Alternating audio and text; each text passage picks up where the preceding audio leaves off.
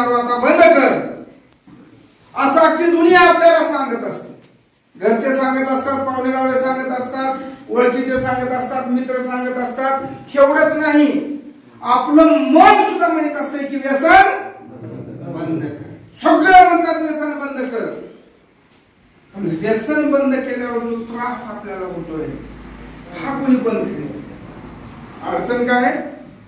त्रास कोणी बंद करेल? अनेक प्रकारचा त्रास आपल्यापैकी अनेकांना राहायला उठल्यावर झोपच येत नाही. काही जण असे नाही केलं की जेवणच जात नाही. काही जणांना हात उतर करतात, छातीत दर्द होतं, पोटात आगपट्टी, जीव कासावीस होतो, मेंदूवरचा ताबा सुद्धा सुटून जातो. ते अनेक प्रकारचे व्यसन बंद केल्यावर जे माणसाला त्रास होतात, हे त्रास कमी करण्याचं काम येड्या व्यसन मुक्ती केंद्रात केलं जातं. कारण त्रासासाठी छान छान औषध. कोण म्हणतात झोप येत नाही, त्याला आम्ही झोपेची गोळी दिली, आता दिवसा सुद्धा माणूस घोरायला लागला.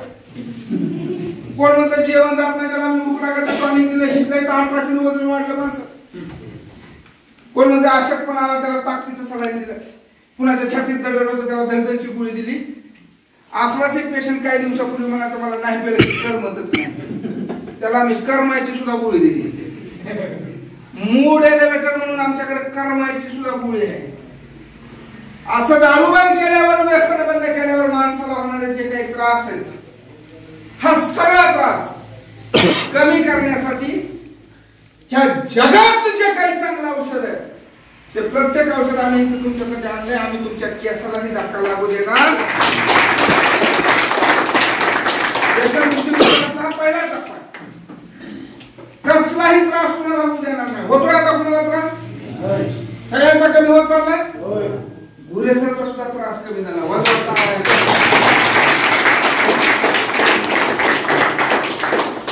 दुसरा जो व्यसन मुक्ती उपचारातला महत्वाचा भाग आहे की ही काय व्यसन मुक्तीची आपली पहिलीच वेळ नाही गुरेसर. ही काय पहिलीच वेळ?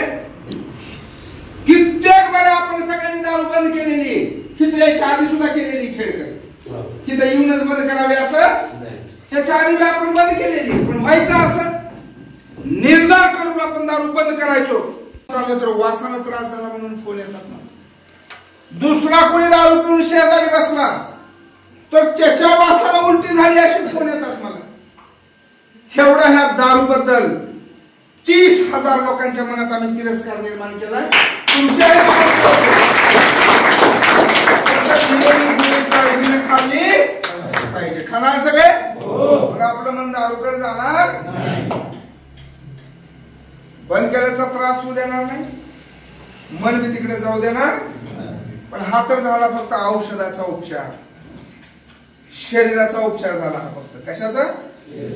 पण ह्या व्यसन नावाच्या आजाराने जितकी काही खराबी आपल्या शरीराची केली, ह्याच्या दुप्पट खराबी आपल्या मनाची बी केली. कशाची खराबी केली? मनाची.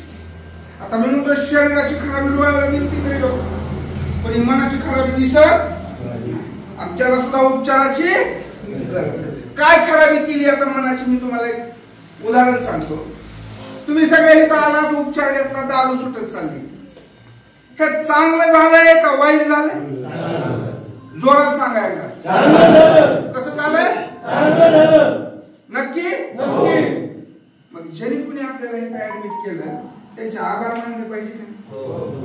पण दारू मानू देत नाही. दारूला मेंदू खराब केलाय. जसं शरीर खराब केलंय तसं आपला मेंदू खराब केलाय. इंजेक्शन गोळ्या घेऊन दारू तर सोडतोय माणूस इथं, पण हिथं बसल्या बसल्या डोक्यात फिल्डिंग लावतोय. लयच नाटकं केली घरच्याने आजपासून. पेत होतो म्हणूनच की, पण सुटली की आता दारू. असं जर झुडपुड सरळ करतो बायकोला घरी गेल्या गेल्या, नाही सुतासारखी मऊ केली तर आपलं बी नाव दळलीच नाही. असा जर पेत आपण हिथून केलं, दारू सुटल. औषध गोळ्याने माणसाची दारू सुटल. पण हा मनाचा उपचार जर नाही केला तर त्याला मुक्ती मिळणार नाही. आणि ही मुक्ती आपल्या प्रत्येकाला मिळावी म्हणून शरीराला जसा औषध उपचार आहे तसा मनाचा उपचार करण्यासाठी रोज सकाळी योगा, संध्याकाळी झुंबा, मेडिटेशन आणि 3 प्रकारची काउन्सिलिंग, ज्याला आपण सामुपदेशन म्हणतो. काय म्हणतो आपण याला? सामुपदेशन, काउन्सिलिंग. आता काउन्सिलिंग काय आहे ज्याची व्याख्या परदेश सरांनी आपल्याला अतिशय सुंदर प्रकारे आता सांगितली. समस्याग्रस्त व्यक्तीच्या समस्या सोडवण्याची ताकद सामर्थ्य त्याच्यामध्ये निर्माण करणे. ह्या व्यसनामुळे ज्या वेगवेगळ्या समस्या आपल्या सगळ्यांच्या आयुष्यात निर्माण झाल्यात का नाही? जर समस्या झाल्या नसत्या तर गोळे सर आपण इकडे आलोच. मग ह्या ज्या वेगवेगळ्या समस्या आपल्या सगळ्यांच्या आयुष्यात निर्माण झाल्या ह्या सोडवण्याचं सामर्थ्य तुमच्यात निर्माण करायचं. आम्ही त्या सोडवणार. जर आम्ही सोडवल्या तर आधी जसं तुम्ही समस्येत दारूचा आधार घेत होता तसं भविष्यात खेळकर तुम्ही रोजच आमचा आधार घ्याल. दारू सुटली आणि तांबारी बाबा नशिबात आला म्हणून समस्या सोडवण्याचं सामर्थ्य कुणात निर्माण करायचंय? तुमच्यामध्ये. ते निर्माण आम्ही करून द्यायचं. आणि त्याच्यासाठी ही तज्ञ माणसं स्पेशल ट्रेनिंग झालं त्यांच्या. सामर्थ्य काय आणि काउन्सिलिंग काय याचं छोट्या भाषेत जर आपण उदाहरण देतो. लोक उभा राहा एकमेकाकडे फोन करून उभा रवायचो ह्या हाताला खाण्याला ढकलून द्या याला का माणूस दोन पावलं मार. आता आम्ही काउन्सिलिंग म्हणजे काय करतो? एक पाय पुढे हाताची गडी घाल आता टाक. आता जातो का माग? मी त्याला धरून उभारलो का? सामर्थ्य कुणात निर्माण केलं? फक्त टेक्निक शिकवलं की उभा कसं राहिलं पाहिजे. आणि आपोआप तो माणूस जागचा हल्ला बी. ह्याला काउन्सिलिंग असं म्हणायचं. सामर्थ्य कुणात आहे? तुमच्यात. बघा बापूने सांगितलं ना कस्तुरी असती कुठं? हरणाच्या बिंबीत. असती कुठं? पण ह्याचा त्यालाच पता नाही. मग हे त्याचं सामर्थ्य जाणीव करून देण्याचं काम हे काउन्सिलर मंडळी करते. आता ते हरणाच्या एवढ्या गोष्टी आपल्याला नीट लवकर कळत नाही. मारुतीला हनुमानाला जन्माला कोणासाठी उड्डाण घेतलं होतं? काय धरायला? सूर्याला. म्हणजे हवेत उडण्याचं तंत्र त्याला जन्मापासून होतं. पण ते सूर्यालाच धरायला गेला म्हणून देवानं काय केलं? त्याच्या डोक्यातलं घालविलं हवेत उडायचं तंत्र.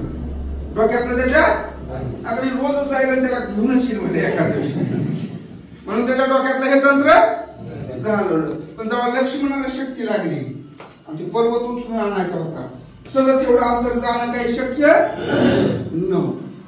मग त्याच्या गुरुनी तुला हवेत उडायला येतं ही शक्ती तुझ्याकडे आहे त्याची जाणीव फक्त करून दिली. आणि ती जाणीव झाली की हा पुन्हा हवेत उडत डोंगर घेऊन लक्ष्मणाजवळ. हवेत उडायची शक्ती कुणात आहे? तुमच्यातच. हवेत उडण्याची शक्ती कुणात आहे? अनेक काउन्सिलर काय करतो बघितले ती जाणीव तुम्हाला कस्तुरी कुणाजवळ आहे? आम्ही फक्त याचा शोध तुम्हाला लावून ह्याला म्हणायचं काउन्सिलिंग. आणि ही काउन्सिलिंग 3 प्रकारची. सगळ्यांनी इथं एकत्रित बसायचं म्हणून ह्याला म्हणायचं समूह. कसलं समुपदेशन? समूह समूह. ह्याला ग्रुप काउन्सिलिंग. काही गोष्टी इथं बोलता येत नाही. येत आहे का? आता दारू कशी सोडायची गोळ्या कशा प्यायच्या इथं बोलता येईल. पण बायको किती बडविती किती दिवसाला बडविती हे काही चर्चा करता येते का? मग अशा काही नाजूक विषयासाठी एकट्याला बोलून त्याची काउन्सिलर चर्चा करते. म्हणजे एकटा असतो म्हणून त्याला म्हणायचं वैयक्तिक समुपदेशन. कसलं? वैयक्तिक. तिथं तुम्ही काहीही सांगा. जी बी काही तुमची समस्या असेल तुम्ही तिथं सांगा. ती त्या भिंतीच्या बाहेर येणार पण ते सोडवण्याचं तंत्र मात्र तुम्हाला शिकवलं. अशी कुठलीच समस्या दाबून ठेवू नका. मुक्ती कशाला म्हणायचंय? फक्त दारूपासून नाही सगळ्या समस्यापासून मुक्ती मिळाल्याशिवाय माणसाला दारूपासून मुक्ती मिळणार नाही. आणि ह्याच्यासाठी ते वैयक्तिक समुपदेशन. बरं तेवढंच नाही काही कुटुंबाला बी समुपदेशन करणं गरजेचं. कारण बिघडलेली नाती हे सुद्धा अनेकांच्या व्यसनाचं एक मुख्य कारण आहे. नाती कशी सरळ करायची ह्याचं ट्रेनिंग ह्यांना तर दिलंय. पण काही गोष्टी तुम्हाला समजून घेणं गरजेचं. म्हणून किती गडबड असली तरी आम्ही तुम्हाला हे ऐकल्याशिवाय हलू देणार. कारण ह्यांनी काही पथ्य पाळली कारण दारू सोडायची ह्यांनीच, गोळ्या खायच्या ह्यांनीच, चांगलं वागायचं ह्यांनीच, सगळे नियम पाळायचे ह्यांनीच. घरच्यांनी काय लायसन काढलं का कसं धिंगाणा करायचं? काही नियम घरच्यांना सुद्धा पाळावे. त्यात अतिशय महत्वाचा नियम आहे. दारू बंद बी केली आपण घरी गेलो आणि काही कामाधामानिमित्त घरी यायला उशीर झाला की हिच्या डोक्यात संशय आला. दमलाव का जेवलाव का लई काम पडलं का ही आपली चौकशी तर गेली कुणीकडे पण घरात पाय टाकलाय इकडे फुका कसला वास येणार कुठे होता इकडे आणि अशी रोज रोज संशय घेतला की आमची सत्ता केल्याशिवाय म्हणून काही गोष्टींचं प्रत्येकांना सुद्धा पाळणं गरजेचं. एक तर मुळात हा आजार आहे हेच आपल्या घरच्याला माहित नव्हतं. घरच्या लोकांचं पेते म्हणजे बदमाशी. पण WHO जागतिक आरोग्य परिषद काय म्हणते अति प्रमाणात दारू पिणे हा एक आजार. तेवढी गोष्ट घरच्यांच्या लक्षात आली तर ह्याच्या वागण्यात फरक पडल्याशिवाय कारण घरी जर हे बाळ आजारी पडलं तर चापा देता का काय पडला मारतय का असं कोण झालं. उलट काय करते आपलं कुटुंब त्याची काय वडील त्याला औषध आणून पाजते आजी त्याला आकाराला लावते आई त्याचा अंग पुसून देते मग त्याची ताप थोडा जर चापा दिला तर ताप राहील का. असंच ह्या आजारात बी जेवायला न वाढणे एक चाप पेन्शन मधलं निम पैसे घेऊन जाणे ही दुसरी चाप माणूस आल्याला दाब लावून घेणे ही तिसरी चाप. पण चापता किती मी दिला दारू सुधार का ते दारू उपचाराची गरज. अशा हजारो नाही लाखो लोक आज ह्या आजार हे घरच्यांना माहित नसल्यामुळे रोज चापटा खाते. पण तुम्ही सगळे नशीबवान आहे भाग्यवान आहे की घरच्यांनी योग्य उपचारात आपल्याला इथे दाखल केलं. एकदा घरच्यांसाठी आता त्यांची जबाबदारी पार पाडली आपण बी आपली जबाबदारी पार पाडायची.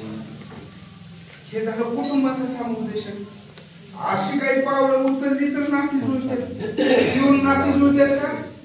पण ही कशी जुळवायची नाती ह्याचा आपल्या मॅडमने कोर्स केलेला आहे. त्यात तुमच्या परस्पर तुमच्या घरी फोन करते. तुम्हाला वाटतं तुम्ही सांगता ह्याच्यावरच आम्ही खरं मानतो तर चेहरा सांगायला दिवसाला 5 क्वार्टर वडतोय बाबा आणि आलं की म्हणा मी काही याच्यावर कॉपी येत नाही आम्ही त्याच्यावर अवलंबून राहत नाही. आमचे 2 फोन गरीबी जाते बायकोला जातो भावाला जातो आईला जातो आणि मग काही गोष्टी ह्यांना मी समजून सांगितलं जसं आपल्याला सांगितलं तर 28 दिवस तसं काही गोष्टी त्यांना मी समजून. आता बघा व्यसन नावाचा आजार आहे म्हणजे ह्याची लक्षण आहेत. त्या आजाराची जसं ताप आल्यावर माणसाला तोंडाला चव राहत सोन्याचा बी घास आणून देते खाणारच कारण ताकीत चव राहत नाही हे त्या आजाराचं लक्षण. तसं दारू नव्हतं कुठलंही व्यसन बंद केलेलं माणूस चिडचिड करणार म्हणजे करणार हे त्या आजाराचं लक्षण. लॉकडाऊन मध्ये आपल्याला दूध आलं नाही घरी कारण बाहेर फिरायला परवानगी नव्हती दूधच मिळालं नाही. आणि आमच्या ताईला तर 7ला चहाची सवय म्हणजे 7 वाजल्या तरी चहा नाही 8 वाजल्या तरी चहा नाही 9 वाजल्या तरी चहा नाही 9:30ला जवळ तमतम सुरू झाली ताईची 9:30ला भांडी टन वाजायला लागली आणि 10 वाजता इलेक्ट्रून खेळत खेळत गेलो उगाच त्याला बाप अजून विचार करता आईनं का मारला आपल्याला आपलं चुकलं तर काही नव्हतं आईनं मारलं कशामुळं त्याला अजून विश्वास लागलेला नाही. कशामुळे मारलं आईला चहा मिळाला नाही म्हणून तिची चिडचिड झाली. कशामुळे मारलं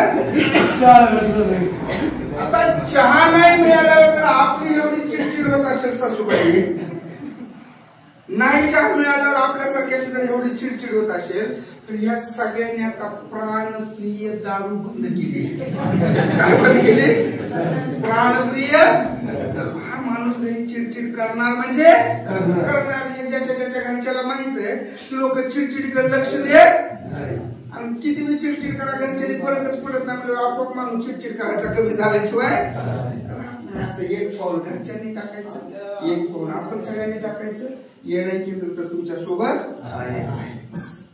मग हा उपचार फक्त हितलाच नाही हिथून तुम्ही घरी बी गेलात बघा शरीराला जसं मजबूत करायचंय तसं आपल्याला मनाला बी मजबूत तेवढंच नाही आपल्या कुटुंबाला सुद्धा मजबूत तितकंच नाही तर या दारूने जे आपला काम धंदा उद्योग व्यवसाय नोकरी हे बुडविलंय हे सुद्धा आपल्याला मजबूत करायचं.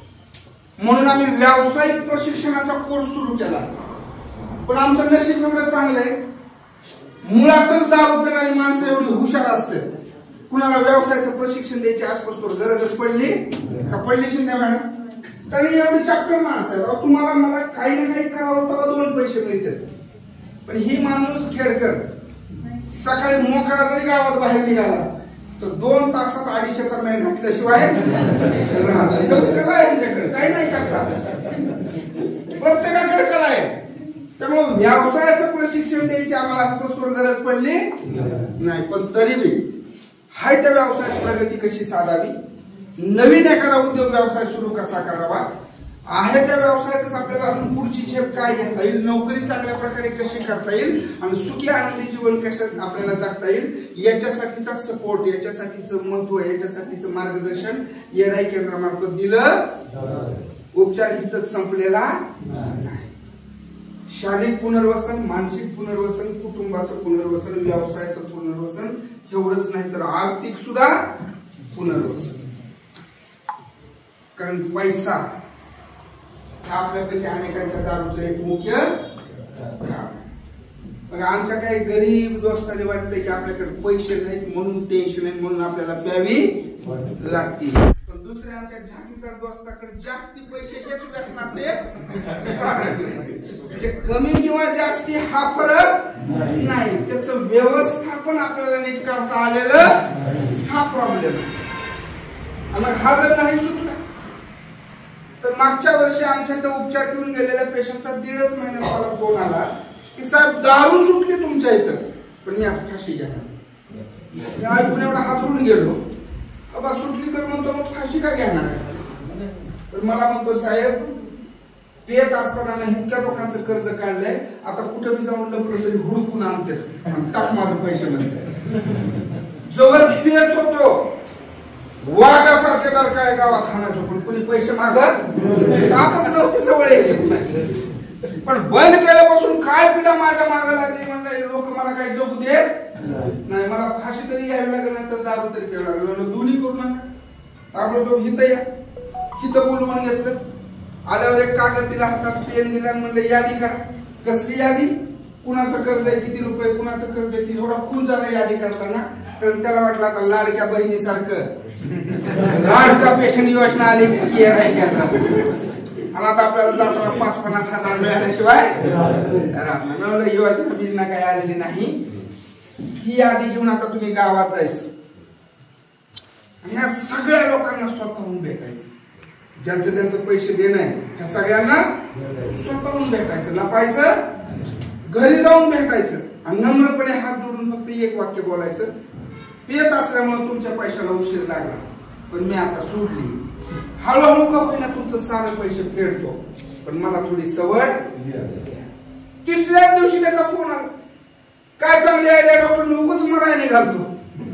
सगळ्याची गाडी घेतली, त्यात निम्मी जण तर अशी म्हणते तो आमचा दोस्तच आहे, पैसे नाही दिलं तरी हरकत नाही, फक्त आता दारू द्यायची. असं व्यसन बंद केल्यावर ज्या ज्या गोष्टी ह्या व्यसनात खराब झाल्या, शरीरापासून ते समाजापर्यंत प्रत्येक ठिकाणी आपल्याला दुरुस्ती करायची, ह्याला म्हणायचं पुनर्वसन. आणि सगळं करण्यासाठी येडाई व्यसन मुक्ती केंद्र खंबीरनं तुमच्या पाठीशी. मला ह्या कर्मचाऱ्यांचा खरंच इतका अभिमान वाटतो की अशी टीम मला मिळाली. जो सूरज आता तो बोलला कमी असेल 2 शब्द पण काम इतकं जास्त करतो, पगार 8 तासाचा घेतोय पण रात्री 2 वाजता सुद्धा पेशंट आला तर तो उठायला हाय गाई करीत. अशी टीम ताकदीची माझ्या सोबत. आज बापूसाहेबांची आई आयसीयू मध्ये ऍडमिट आहे पण त्यांनी मनात निर्धार केला की हे पेशंट मला महत्वाचे, आईला तर मी जाऊन संध्याकाळी बघणारच. असं डिवोशन देणारी अशी ताकदीने काम करणारी टीम मिळाली म्हणून एवढं चांगलं काम उभं राहिले. एकदा ह्यांच्यासाठी जोरदार टाळ्या.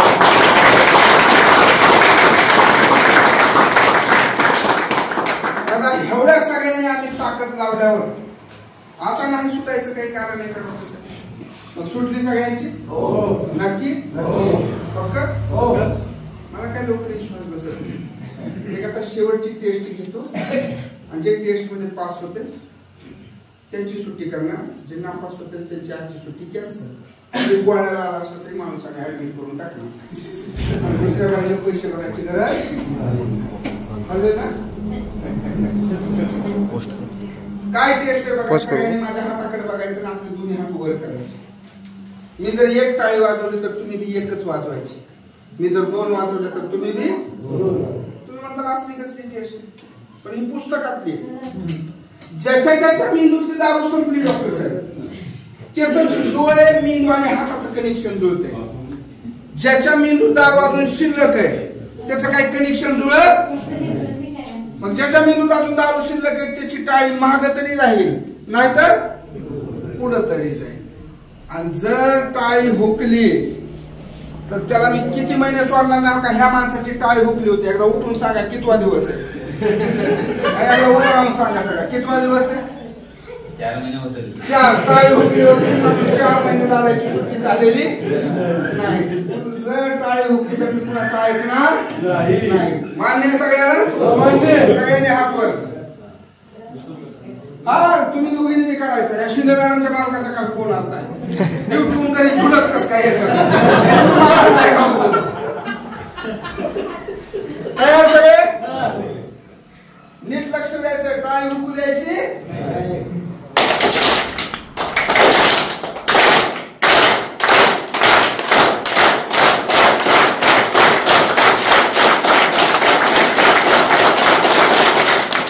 सगळ्यांची टाळी एकदम सुंदर वाजली, चालतं सगळ्यांची दारू आता.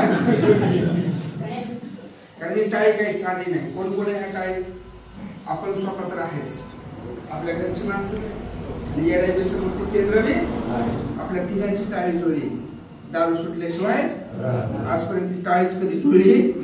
बायकोची टाळी इकडं, आपली टाळी टाळी एकदम सुंदर जुळलेली. ह्याचा अर्थ आपल्या सगळ्यांची दारू. सगळ्यांना खूप खूप शुभेच्छा.